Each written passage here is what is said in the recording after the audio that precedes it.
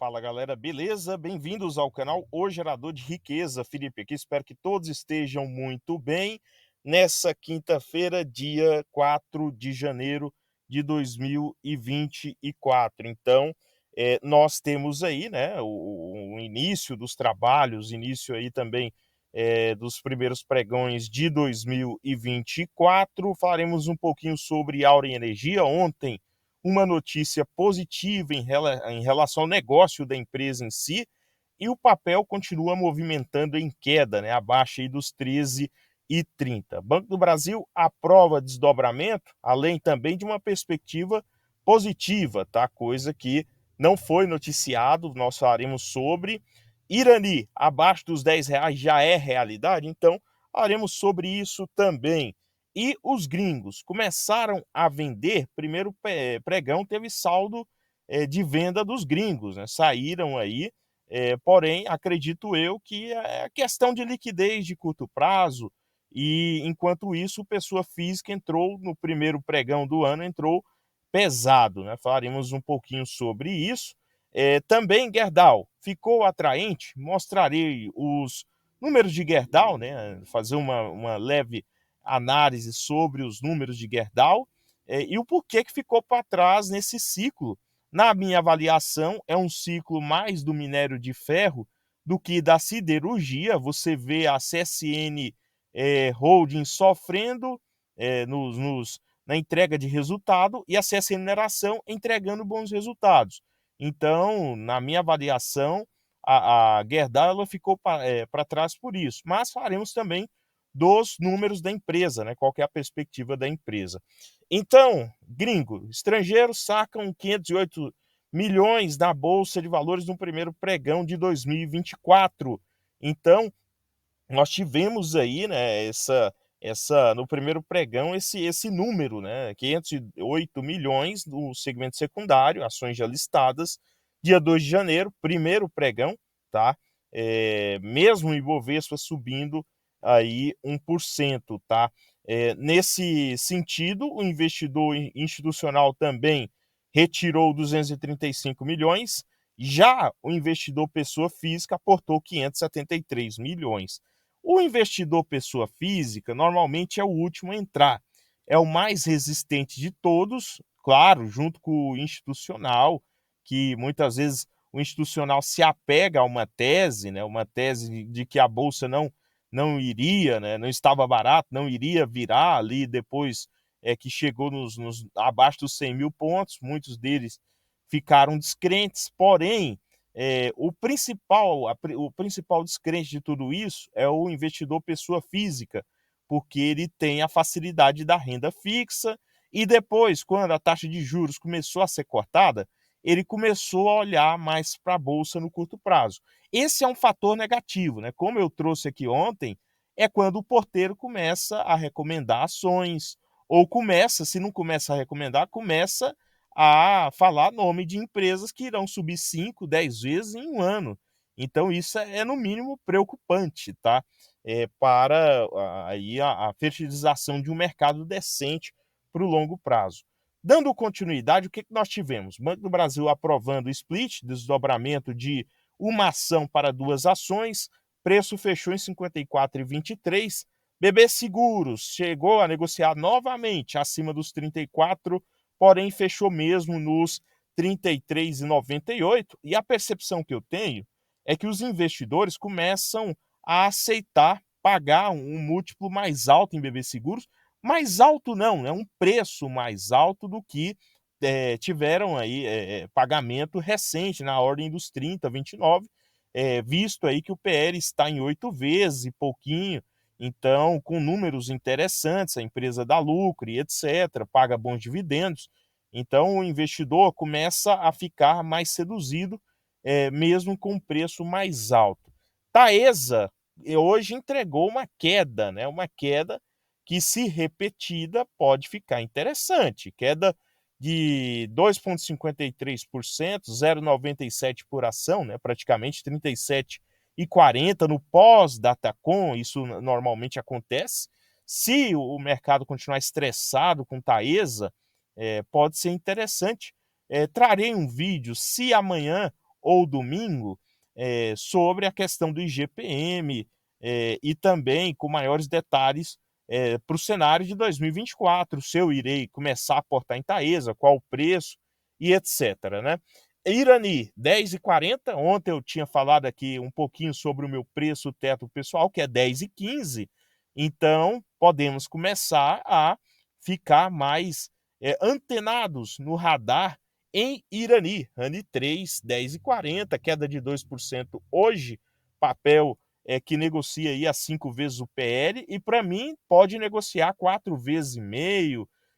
Inclusive, por quê? Porque você pode ter um lucro líquido um pouco menor lá no quarto trimestre, na computação do ano de 2023 todo, você tem um lucro líquido menor que 2022 e esses múltiplos ficam maiores, tá? Então, você tem que avaliar esse outro fator aqui, mesmo que a empresa tenha uma liquidez corrente de quase 4 vezes, ou seja, ela paga 1 bi de dívida praticamente e ainda sobra mais de 2 bi 930 milhões para proventos ou comprar algum concorrente, etc. Gerdau não aproveitou, não surfou aí o ciclo de alta do minério de ferro, né, ao contrário de CSN Mineração, ao contrário até mesmo da Uzi Minas, que estava lá nos 5, 6 reais e hoje se encontra nos 9 reais. A Vale, claro, que ainda está negativa em um ano, né, se pegar a comparação com um ano, porém o papel andou da Vale, né? Só que Gerdau não andou. Falaremos um pouquinho sobre essa perspectiva. E a Auren Energia 13,33 chegou a negociar a 13,28 hoje, 13,27. Tem algum grande player fazendo liquidez com a Auren Energia para o papel não cair mais, né? Claramente você tem essa percepção. Já é para o papel ou cair um pouco mais, vir para os 13, ou ficar acima dos 14. Nesses 13,30 aqui não é jogo bom para ninguém. A percepção que eu tenho é essa, né? Além disso, então falaremos sobre Irani, queda de 2% hoje, 10,40. Eu acredito sim que pode começar a negociar ali abaixo, né, na casa aí dos 10 reais, seria uma queda de 10% praticamente nos próximos 6 meses. Podemos ter essa realidade, não seria improvável nem impossível. Então, o principal comprador, Banco UBS, né, um volume pífio, né, um volume baixo, Bradesco também comprando, Ideal, Morgan Stanley com é, baixo compradores, né, um volume muito baixo de compradores.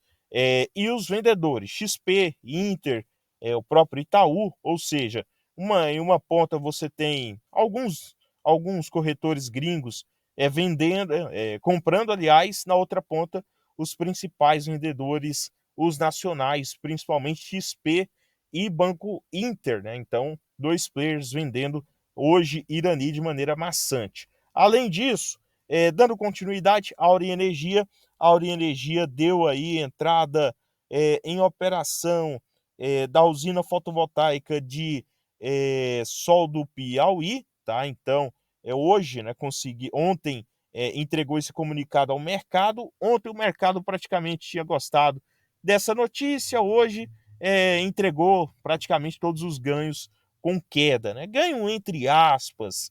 Essa usina lá no Piauí entrega, né, adiciona aí 48 megawatts de capacidade instalada, possui, junto aí com o complexo eólico de Ventos do Piauí, uma capacidade de 206, né? Então, você tem esse fator na estratégia de crescimento da empresa beneficiando de maneira positiva. Além disso, principal vendedor, né, em Auren Energia hoje, principal vendedor, Morgan Stanley, vendendo aí um volume de um pouco mais negativo de 5 milhões.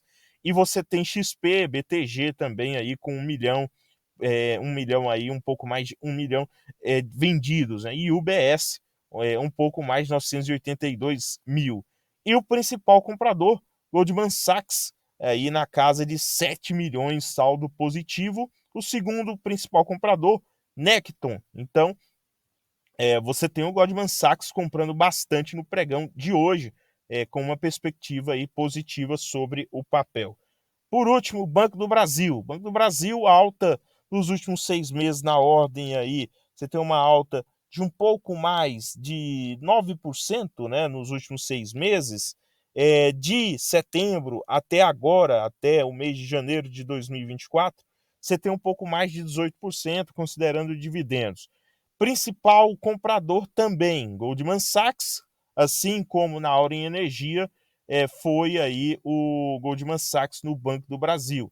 Segundo principal comprador, Bradesco, Banco Bradesco, que tinha rebaixado, se eu não estou enganado, lá em novembro, rebaixou o Banco do Brasil para venda, tá? Então, tem que estar de olho nesses movimentos, né? Então, Goldman Sachs comprando mais de 19 milhões hoje em saldo positivo.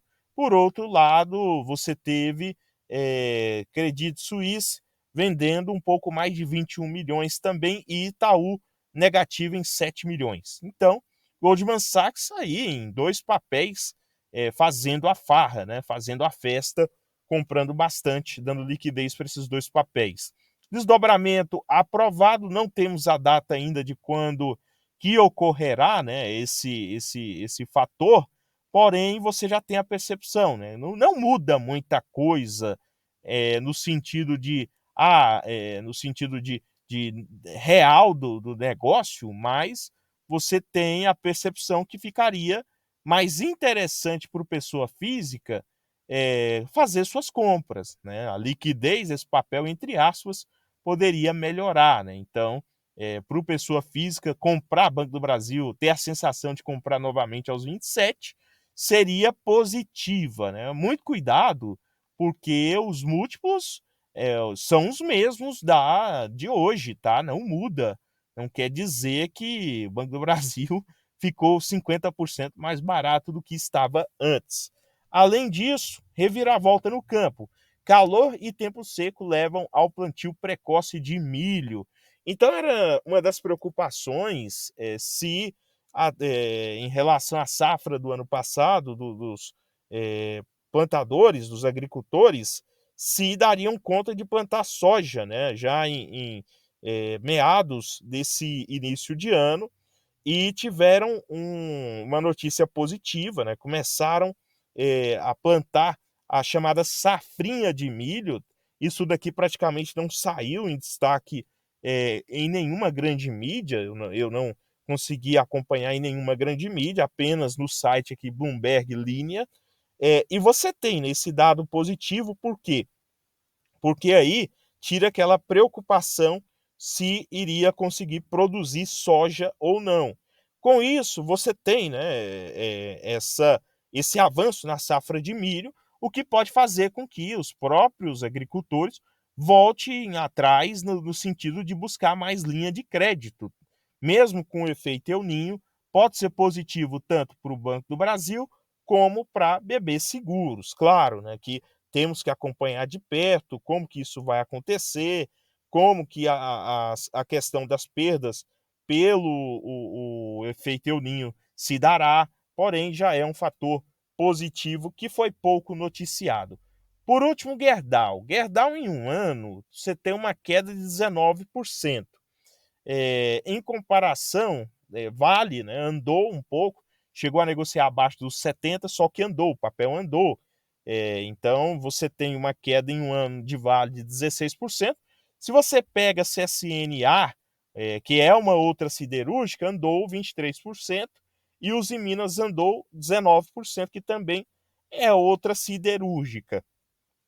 O setor de siderurgia não é fácil de operar e nem de ser operado.